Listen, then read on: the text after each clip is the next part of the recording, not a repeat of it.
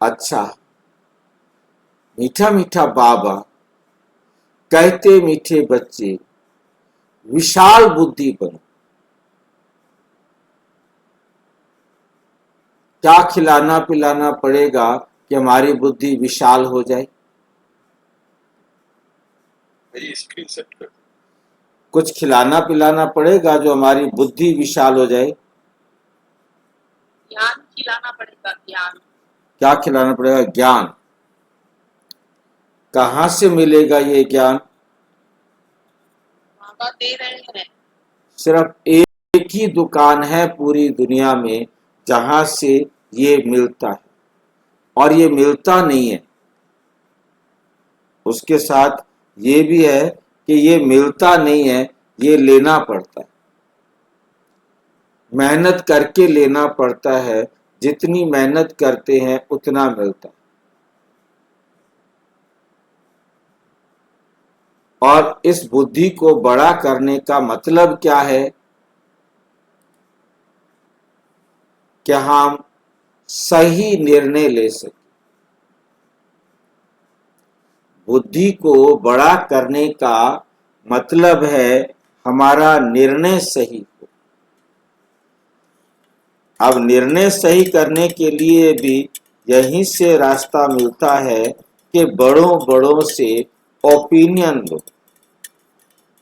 जो बड़े बड़े हैं उनको सुनाओ ज्ञान, और जब उनको अच्छा लगे तो उनको कहो लिख करके दे दो, कहीं तुम बाद में मुकर जाओ।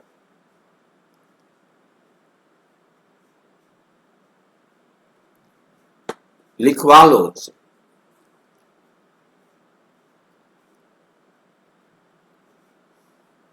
उनसे लिखवाने का लाभ क्या होगा?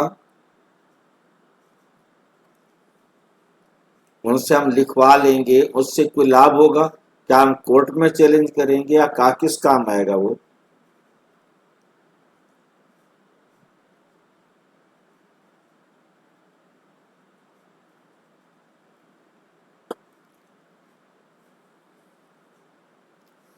जो नए नए आते हैं उनको दिखाने के काम आएगा।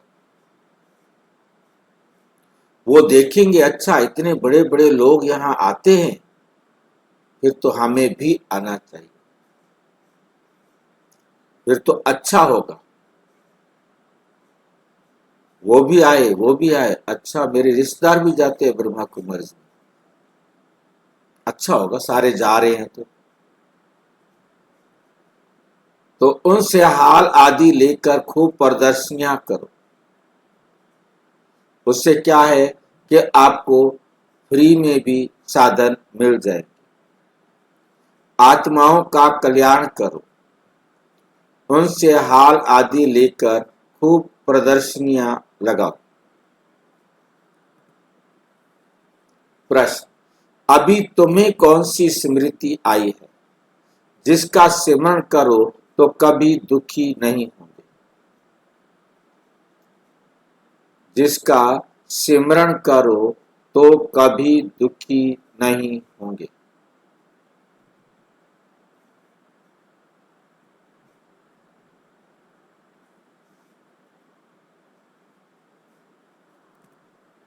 उत्तर, अभी स्मृति आई है कि हम पूज्य राव थे। राव किसे कहा जाता है? राव साहब बोलते हैं। राव किसे कहते हैं? श्रेष्ठ। और कौन बताएंगे? और किसी ने सुना है राव? राव किसे कहते हैं? उच्च पद वाले। ऊंच पद वाले। और कोई हमारे में राव साहब नहीं है?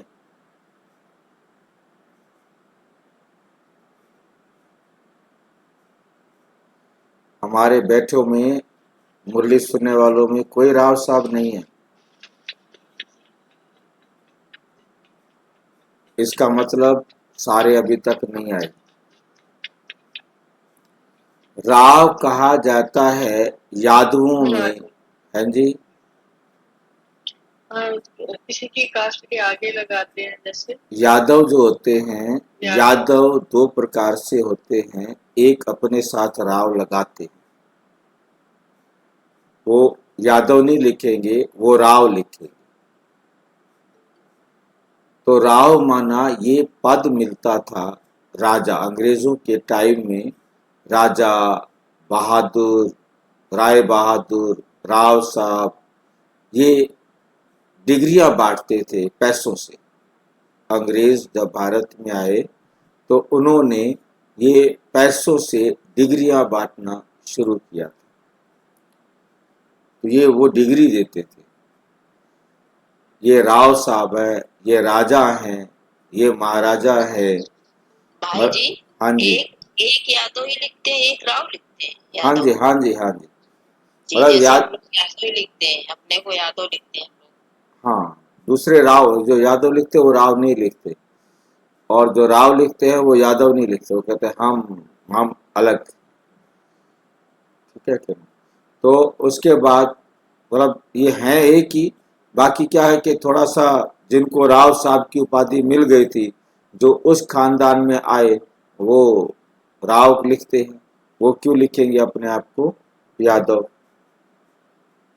तो इस प्रकार से राव माना, जैसे आपने अनुमान लगाया, नीचे मुरली में भी दिया हुआ है, मुरली में भी आप पढ़ेंगे, नीचे लिखा हुआ है राजा, ये लिखा हुआ है नीचे तीसरी लाइन में, चौथी लाइन में, जी, है नहीं? लिखा हुआ।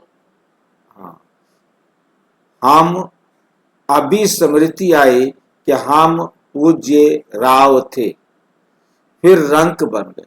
राजा थे और हम क्या बन गए? रंक बन गए।